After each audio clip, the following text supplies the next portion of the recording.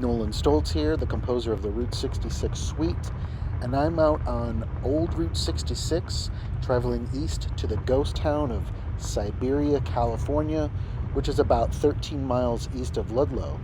So I'm here getting inspiration for the AD 1926 movement because this is what the road would have looked like in 1926. A new road was built a little bit to the south in 1931, was paved, but this would have been the original unpaved route. And even before this was the National Old Trails Road. So this is certainly inspiration for the AD 1926 movement, but of course the Desert 66 movement as well.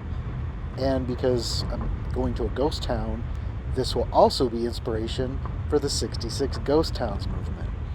And I see a train in the distance, and this is too perfect for kind of what I'm trying to evoke in the AD 1926 movement, because this early 66 often paralleled the railroad tracks, and that's a big part of early 66. In fact, a lot of 66, but especially the early years.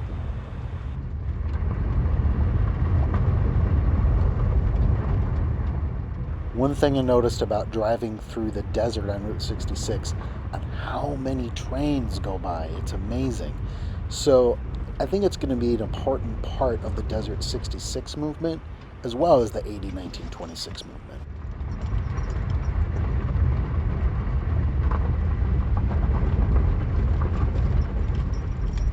What I'd like to do now is to stop the car and just watch the train gently roll by.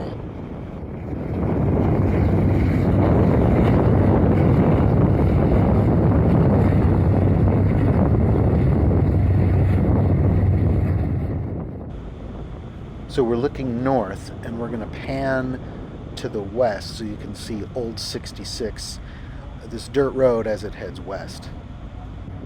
So let's continue east into the ghost town of Siberia. Now this is one of the hottest places in the country. So clearly it was a sort of tongue-in-cheek way of naming the town years ago.